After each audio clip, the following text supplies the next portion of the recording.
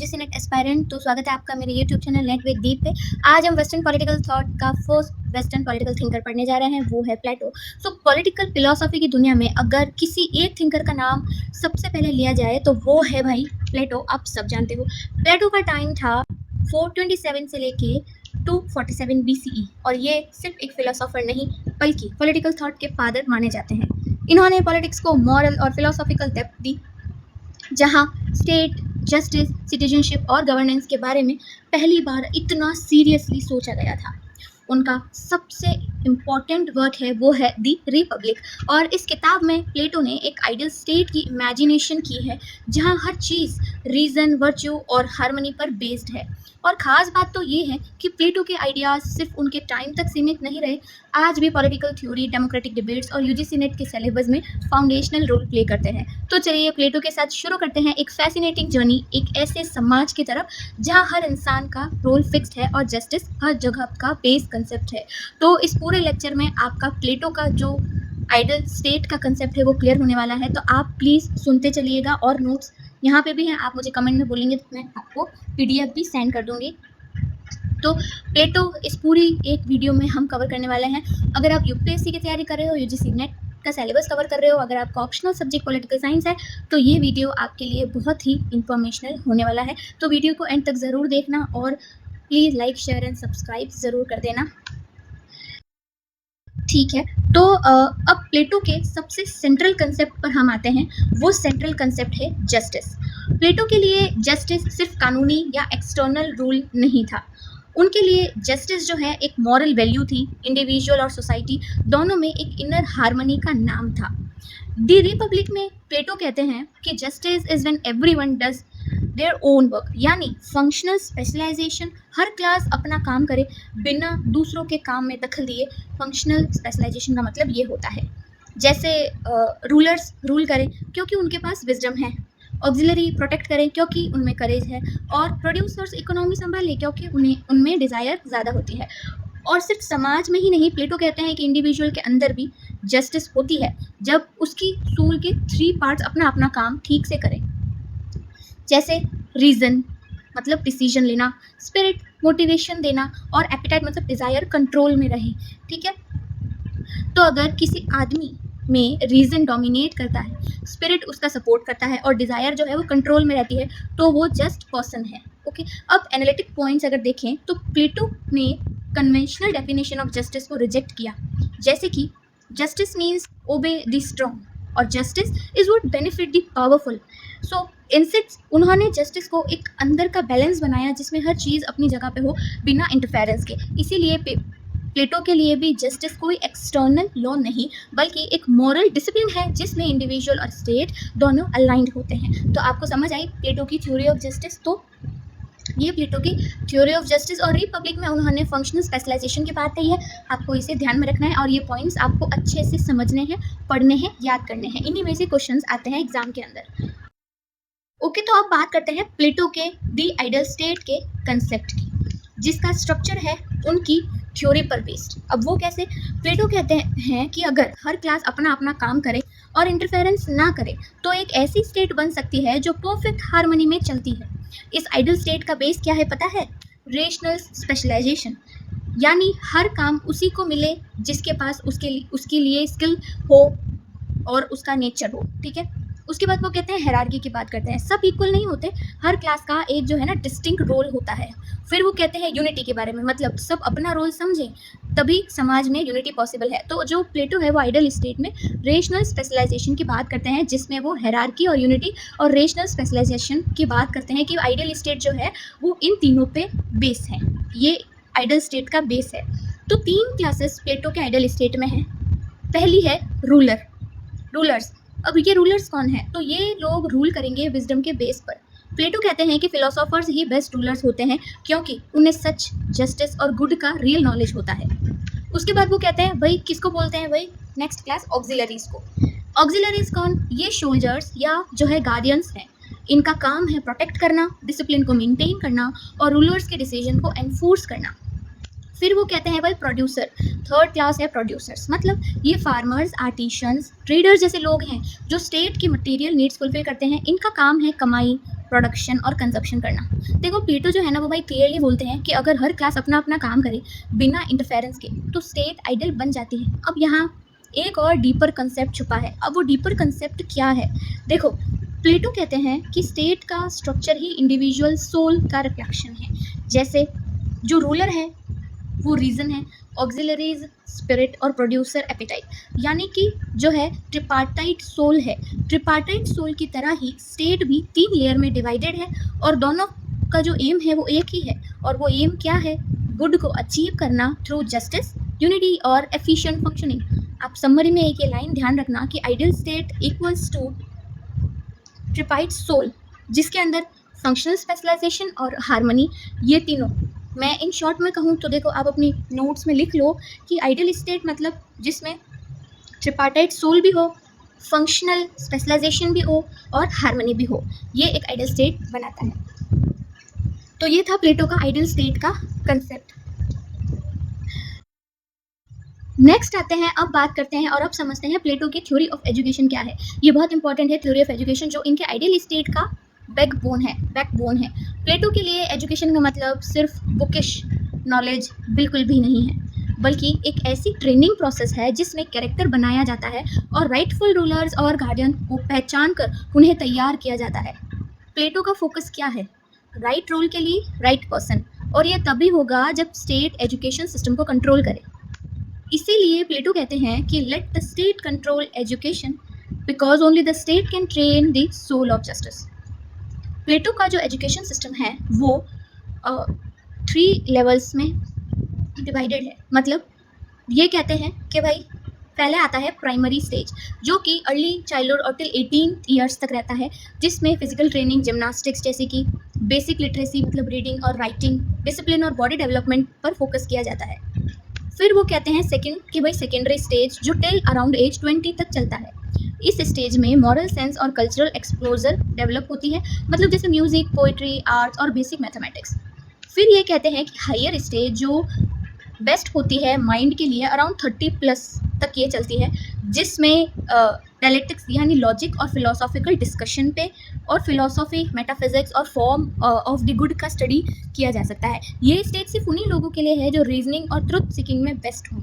ठीक है, तो थ्योरी ऑफ एजुकेशन में प्लेटो ने इन 3 स्टेजेस की बात की है। अब एजुकेशन जो है वो serve 2 purposes. Purpose of education according to Plato क्या है कि भाई moral plus intellectual excellence develop करना, हर इंसान को उसके नेचुरल एबिलिटी के अकॉर्डिंग ट्रेन करना।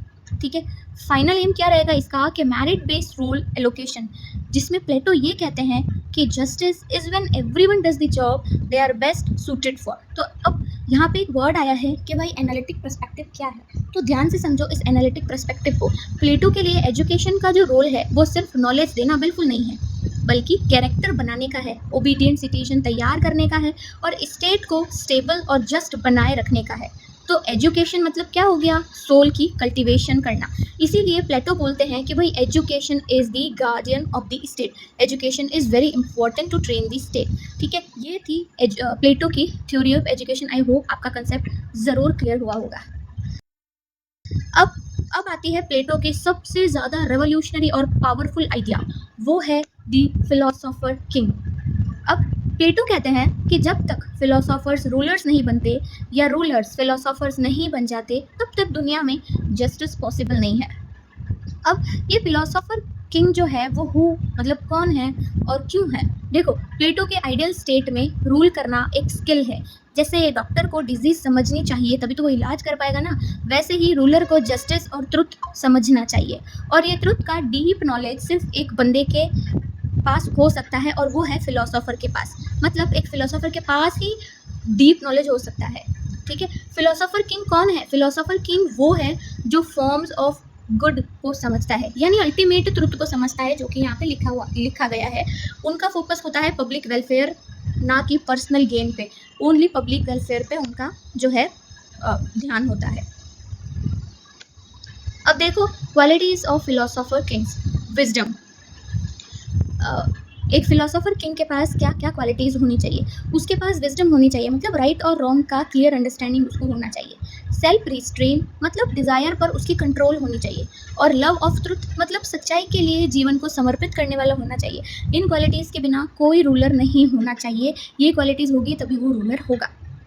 ठीक है, अब नेक्स्ट पॉइंट आता है कि भाई प्लेटो कहता है कि गवर्नेंस एक आर्ट है जिसे सिर्फ एक्सपर्ट समझ सकता है। रूलर बनना ना तो बर्थ से मिलता है ना वोट से, बल्कि वो एक नॉलेज से मिलता है। तो philosopher should rule because they alone know what is truly good. ठीक है, अब एक एनालिटिक इंसाइट हम देखते हैं कि प्लेटो ने एक टेक्नोक्रेटिक मॉडल दिया था जहाँ पे गवर्नेंस और एक्सपर्टीज के बारे में बात की गई है। जो रूलर का लेक्टिमेसी जानता है, जो रूलर का लेक्टिमेसी जनता के वोट से नहीं बल्कि उसकी अंडरस्टैंडिंग ऑफ ट्रुथ से आता है। प्लेटो डेमोक्रेसी के अगेंस्ट है क्योंकि उसमें एरोगेंट लोग भी रूल कर लेते हैं। तो बेसिकली अभी हमने द फिलोसोफर किंग के टॉपिक पे क्या पढ़ा कि फिलोसोफर किंग कौन हो सकता है, जो वाइज हो, मॉरली साउंड हो, लव ट्रुथ हो, rules for good of all, only the wisest should rule, not the richest, not the loudest. तो ये उनका द फिलोसोफर किंग का एक आइडिया था। आई होप आपको ये क्लियर हुआ होगा। बहुत ही सिंपल तरीके से मैंने आपको समझाने की पूरी कोशिश की है। अब बात करते हैं प्लेटो के एक और कंट्रोवर्शियल और स्ट्रॉन्ग आइडिया की, वो है भाई सेंसरशिप। सेंसरशिप का कंसेप्ट, आज हम सेंसरशिप को नेगेटिव समझते हैं, लेकिन प्लेटो के लिए ये ही थी कैरेक्टर बिल्डिंग का एक बहुत बड़ा टूल। क्यों, ऐसा क्यों? देखो, प्लेटो कहते हैं कि बचपन से ही अगर लोग गलत कहानियाँ और इमेजेस देखेंगे तो उनकी सोच भी तो करप्ट हो जाएगी। अगर पोयम या प्लेज में गॉड्स को जेलस, वायलेंट या इमोरल दिखाया जाए तो लोग क्या सोचेंगे कि भाई भगवान तो ऐसे ही हैं। तो प्लेटो चाहता है कि वो सिर्फ वो आर्ट, म्यूजिक और स्टोरीज अलाउ हो जो वर्च्यू, करेज और डिसिप्लिन को प्रमोट करें। इसीलिए वो सेंसरशिप के कंसेप्ट को लेकर आते हैं। अब प्लेटो क्या बैन करना चाहते थे? स्टोरीज जिसमें गॉड्स को इमोरल बताया गया है, इमोशंस जो कि अनकंट्रोलेबली ट्रिगर होते हैं, और वो ट्रेजेडीज या एक्सट्रीम ग्रीफ दिखाई जाती है, उनको वो बैन करना चाहते हैं। वो चाहते हैं कि सिर्फ वही कंटेंट दिखे जो गार्डियंस को डिसिप्लिन सिखाए, मॉरल कैरेक्टर्स बिल्ड करे और यूनिटी और लॉयल्टी बढ़ाए रखें। ठीक है, अब ऐसा क्यों चाहते थे वो? क्यों प्लेटो ऐसा चाहते थे? इनका क्या पर्पस था इसके पीछे? प्लेटो का सेंसरशिप का जो मकसद था ना, वो था सिटीजन्स की मॉरल हेल्थ को प्रोटेक्ट करना, स्पेशली गार्डियंस का माइंड करप्ट ना हो, वो ये चाहते थे। और एक आइडियल स्टेट का फाउंडेशन तभी बनेगा जब सिटीजन्स मॉरली अपराइट होंगे। जो सुनते हो तुम वही बन जाते हो। इसीलिए वो सेंसरशिप के कंसेप्ट को जो है लेकर आए और इस तरीके से उन्होंने उसे फंक्शन किया। देखो, प्लेटो का सेंसरशिप का जो आइडिया था वो फ्रीडम के अगेंस्ट जा सकता है, लेकिन उसका लॉजिक था भाई freedom without virtue is dangerous, you all know. So censorship punishment या ऑपरेशन के लिए नहीं बल्कि एक पेडागॉजिकल टूल है टीचिंग के लिए। ठीक है, अब वापस से इस टॉपिक को देखो। प्लेटो क्या बिलीव करते थे? Art should teach, uplift and discipline. वो सेंसरशिप को मानते थे मॉरल फेटर, और लिटरेचर, ड्रामा, म्यूजिक सबका पर्पस होना चाहिए सिर्फ वर्च्यू को प्रमोट करना, ना कि गलत इमेज बनाना अपने माइंड के अंदर। आई होप ये कंसेप्ट भी आपको क्लियर हुआ होगा। ठीक है, अब समझते हैं प्लेटो का सोशल स्ट्रक्चर यानी सिटीजन की क्लासिफिकेशन के बारे में। देखो, प्लेटो के लिए सोसाइटी एक ऑर्गेनिक बॉडी है जिसमें हर पार्ट का एक स्पेसिफिक रोल होता है, और ये रोल जो है ना वो फिक्स होता है, लेकिन सिर्फ मेरिट और एप्टीट्यूड के बेसिस पर, ना कि जीत या पैदाइशी स्टेटस के बेसिस पर होता था। प्लेटो के सोसाइटी के 3 लेयर्स थे। उसमें से पहला था भाई रूलर्स, मतलब फिलोसोफर किंग्स। ये लोग सबसे वाइज होते थे, इनका काम होता है रूल करना विथ रीजन एंड जस्टिस। फिर आते हैं ऑक्सिलरीज, मतलब वॉरियर्स या गार्डियंस कह सकते हैं। ये प्रोटेक्ट करते हैं स्टेट को, इनका काम है डिसिप्लिन और ब्रेवरी दिखाना। फिर आते थे प्रोड्यूसर्स, मतलब फार्मर्स, आर्टिशंस, ट्रेडर्स, वर्कर्स। ये मटेरियल नीड्स को फुलफिल करते हैं, इनको गवर्नेंस से कोई भी लेना देना बिल्कुल नहीं है। तो क्या ये क्लासेस जन्म से ही फिक्स होती हैं? नहीं भाई, बिल्कुल भी नहीं। प्लेटो क्लियरली कहते हैं कि किसी का जन्म किस क्लास में हुआ है इससे कोई फ़र्क नहीं पड़ता है, रियल बेसिस है एप्टीट्यूड और एजुकेशन। ठीक है, और अगर एक प्रोड्यूसर का बच्चा फिलोसॉफिकल स्किल दिखाए तो वो रूलर बन सकता है, बट अगर कोई रूलर के बच्चे में एप्टीट्यूड नहीं हो तो उसे नीचे भेज दिया जाएगा। मतलब नो रिजर्वेशन, नो गारंटी, सिर्फ मेरिट बेस्ड सिलेक्शन है भाई। ठीक है, तो इस सिस्टम का जो पर्पस था वो पर्पस क्या है? तो जो प्लेटो के लिए जस्टिस तब होती है जब हर क्लास अपना काम करे बिना इंटरफेरेंस किए। ये सिस्टम हार्मनी, ऑर्डर और स्टेबिलिटी बनाए रखे। एक एनालिटिकल पॉइंट देख लेते हैं। देखो, प्लेटो का सिस्टम लगता तो रिजिड है, पर एजुकेशन बेस्ड अपवर्ड मोबिलिटी का कंसेप्ट एशियन टाइम के लिए रेवोल्यूशनरी था। ये एक फंक्शनल सोसाइटी का ब्लूप्रिंट है जहाँ इंडिविजुअल के इंटरेस्ट के बजाय पूरी पॉलिस पॉलिस मतलब स्टेट पूरी पॉलिस का वेलफेयर फोकस में है। अब इस क्लासिफिकेशन ऑफ सिटीजन के समरी को सुनो। सिटीजन्स 3 कैटेगरी में डिवाइड हैं, वो है ruler, warrior, producer, division based on merit but not on birth, justice मतलब सब लोग अपने अपने रोल में बेस्ट परफॉर्म करें, और प्लेटो सोसाइटी जो है मेरिटोक्रेसी प्लस मॉरल ऑर्डर्स की थी। और अब बात करते हैं प्लेटो के सबसे कंट्रोवर्शियल व्यूज में से एक, उसकी क्रिटिक ऑफ डेमोक्रेसी की। प्लेटो जो खुद एथेंस का सिटीजन था, उसने एथेनियन डेमोक्रेसी का काफ़ी शार्प और इमोशनल जो है क्रिटिक दिया था। डेमोक्रेसी के फ्लॉज प्लेटो के नज़रिए से क्या थे? पहला था mob rules and lack of discipline. मतलब प्लेटो कहते हैं कि जब सब लोग रूल करने लगे बिना विजडम के तो चाओस तय है। डिसीजन मेकिंग होती है इमोशंस पे बेस्ड, ना कि रीजंस पे। फिर वो कहते हैं कि भाई रूल बाय इग्नोरेंट, जब एक शिप को चलाने के लिए सबको इक्वल वोट मिल जाए तो क्या शिप सेफ रहेगी? प्लेटो का कहना है हर काम एक्सपर्ट का होता है और गवर्नेंस भी एक स्किल है। उसके बाद वो कहते हैं कि एक्सेसिव फ्रीडम जो है मतलब एनार्की, जब हर कोई कुछ भी करने लगता है तो डिसिप्लिन खत्म हो जाता है और टेरेनी का रास्ता बन जाता है। ठीक है, तो दी रिपब्लिक में प्लेटो क्या कहते हैं? भाई वो डेमोक्रेसी को कहता है कि एक कि एन एग्रीएबल एनार्की जिसमें लोग अपने मास्टर बन जाते हैं और डिसिप्लिन वैनिश हो जाता है। प्लेटो डेमोक्रेसी को एक टेम्पररी इल्यूजन मानता है जो आखिर में टिरेनी में कन्वर्ट हो जाती है जब एक चेरिस्मेटिक लीडर मासेस को मैनिपुलेट करता है। ठीक है, अब प्लेटो का पॉइंट सिंपल है, सही रूल तभी होगा जब लोग वाइज रूल करेंगे, ना कि जब मेजॉरिटी रूल करे जो समझदार बिल्कुल नहीं है। उसका फोकस पॉपुलर विल नहीं बल्कि क्वालिफाइड लीडर पे है। तो आप ध्यान रखना, इसकी समरी सुनो। प्लेटो डेमोक्रेसी को मॉब रूल और डिसिप्लिन की कमी के रूप में देखता है। पॉपुलर कंसेंट से ज़्यादा ज़रूरी क्या है? नॉलेज प्लस वर्च्यू, और rule should be science not a popularity जो है कंटेस्ट। तो ये चीज़ आपको ध्यान रखनी है। चलो अब बात करते हैं भाई नेक्स्ट टॉपिक की। तो वो है, तो क्या प्लेटो के थॉट सिर्फ एक पुराने ज़माने की बात है? बिल्कुल नहीं, आज भी प्लेटो के ideas modern political theories, governance और पॉलिसीज डिबेट में काफ़ी ज़्यादा रिलेवेंट है। जैसे पहले आ जाता है भाई मेरिटोक्रेसी, मतलब प्लेटो का जो फोकस था कि सिर्फ क्वालिफाइड लोग ही लीड करें। आज भी civil services, UPSC, judiciary exam जैसे सिस्टम में हम मेरिट बेस्ड सिलेक्शन देखते हैं, तो बिल्कुल सही है। फिर वो कहते थे रोल ऑफ एजुकेशन। प्लेटो ने एजुकेशन को सिर्फ नॉलेज का टूल नहीं बल्कि मॉरल डेवलपमेंट का भी इंस्ट्रूमेंट बनाया था। आज की एजुकेशन पॉलिसीज भी वैल्यू बेस्ड लर्निंग और लीडरशिप ट्रेनिंग पर जोर देती है। उसके बाद सेंसरशिप डिबेट। अब आज भी ये डिबेट होती है कि क्या गवर्नमेंट को राइट है मीडिया या आर्ट को सेंसर करने का फॉर पब्लिक गुड, या फिर प्लेटो के strict censorship views media ethics और चिल्ड्रंस कंटेंट फिल्टरिंग जैसे डिस्कशन में रिलेवेंट होते हैं। ठीक है, फिर आता है भाई जो है प्लेटो के एंटी डेमोक्रेटिक व्यूज़ आज के technocracy versus participatory democracy debates में एको होते हैं। अगर एग्जांपल लें तो क्या एक्सपर्ट रूल करें या लोगों के इलेक्टेड रिप्स ही रहेंगे? इसीलिए जो है ये आज के मॉडर्न थॉट से रिलेवेंट है बिल्कुल। फिर आता है justice as a social harmony. Plato के लिए जस्टिस का मतलब होता है हर इंसान अपना काम ईमानदारी से करे। ये आइडिया आज भी यूटोपियन थॉट, कम्युनिटेरियन मॉडल्स और कॉर्पोरेटिव सोसाइटी में यूज़ होता है। देखो, चाहे प्लेटो के कुछ भी व्यूज़ आउटडेटेड लगते हो, लेकिन उनका कोर कंसर्न था लीडरशिप, मोरलिटी और जस्टिस। आज भी रिलेवेंट है। यूजीसी नेट में भी इन्हीं आइडिया से रिलेटेड क्वेश्चन आते हैं, इसीलिए इनका क्रिटिकल अंडरस्टैंडिंग बहुत ही ज़्यादा ज़रूरी है। ये एक टेबल दी गई है, आप जो है इससे अच्छे से देखोगे तो आपको बहुत सारी चीज़ें क्लियर होगी। थीम, कोर प्लेटो के इनसाइट्स क्या थे और उनके क्रिटिकल पर्सपेक्टिव्स क्या थे, तो आपको जो है ना बिल्कुल क्लियर होगा। आप ये एक एनालिटिक समरी टेबल है, आप इसका ध्यान रखें। ठीक है,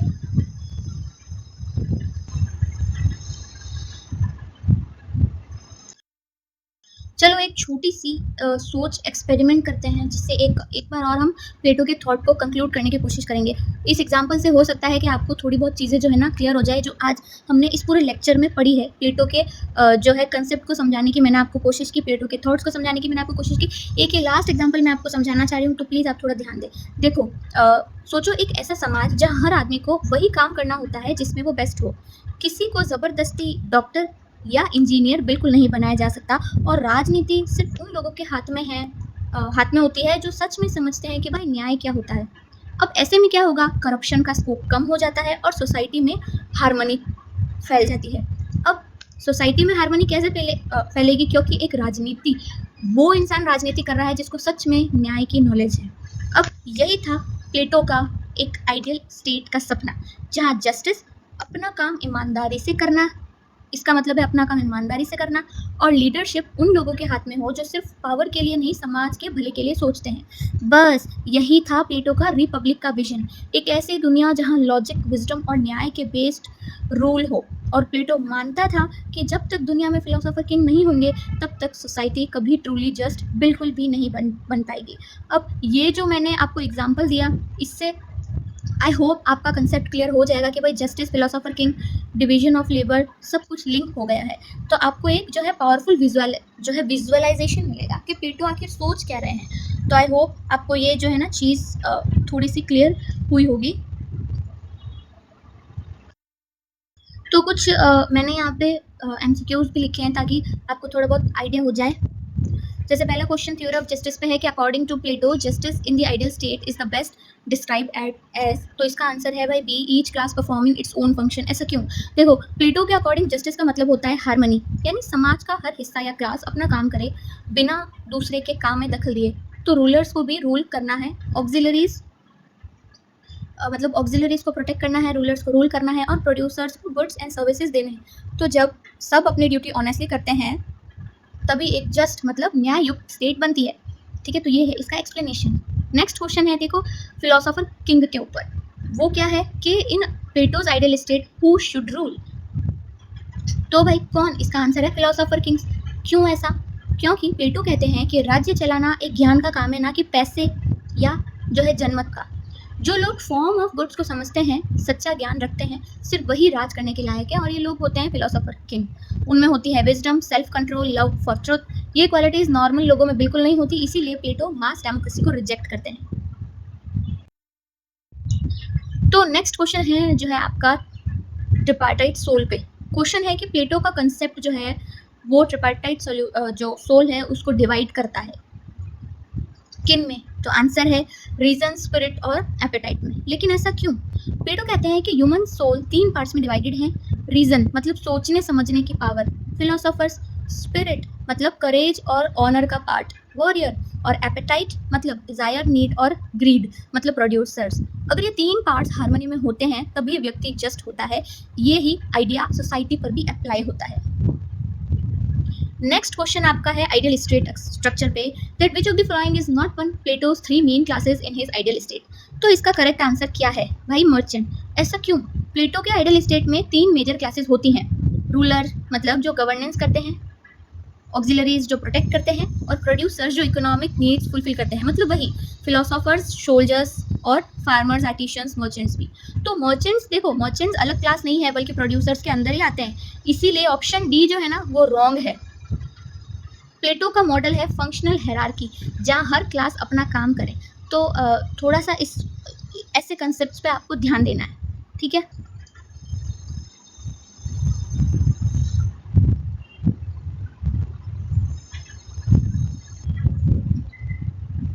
नेक्स्ट क्वेश्चन आ रहा है कि what is the main purpose of education in Plato's republic. तो इसका आंसर है to match individuals to their most suitable societal rule. ऐसा क्यों? देखो, प्लेटो कहते हैं कि एजुकेशन का एम है हर व्यक्ति की एबिलिटी को समझना, उसकी टैलेंट के हिसाब से उसका सोशल रोल डिसाइड करना। इसीलिए प्लेटो ने स्टेट कंट्रोल्ड एजुकेशन सिस्टम का मॉडल दिया, जिसमें फिजिकल ट्रेनिंग, म्यूजिक, मैथमेटिक्स और आखिर में फिलोसॉफी सिखाई जाती है। अब ये सिस्टम जो है ना वो मेरिट बेस्ड था, ना कि बर्थ बेस्ड। एक क्वेश्चन है आपका नेक्स्ट, ये इंपॉर्टेंट क्वेश्चन है कि what does Plato's allegory of cave symbolise. तो देखो इसका आंसर है the journey from ignorance to knowledge. ऐसे क्यों?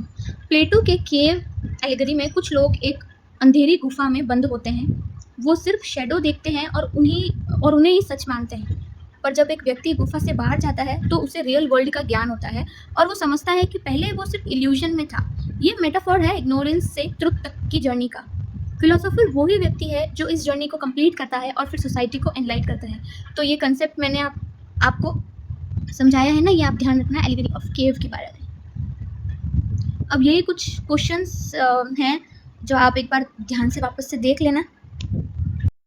तो दोस्तों प्लेटो के पॉलिटिकल थॉट ने ना सिर्फ ग्रीक फिलोसॉफी को बदला बल्कि आज के मॉडर्न पॉलिटिकल सिस्टम को भी डीपली इन्फ्लुएंस किया है। अगर आपको ये लेक्चर हेल्पफुल लगा हो तो लाइक ज़रूर करें, कमेंट में अपना फेवरेट कंसेप्ट बताएं और शेयर करें अपने नेट वाले दोस्त के साथ। और हाँ, चैनल को सब्सक्राइब करना बिल्कुल मत भूलना क्योंकि अगले लेक्चर में एरिस्टोटल पर होगा और बिलीव मी वो और भी इंसाइटफुल होने वाला है। मिलते हैं नेक्स्ट वीडियो में एक नए थिंकर के साथ। Till then keep learning, keep doing. जय हिंद।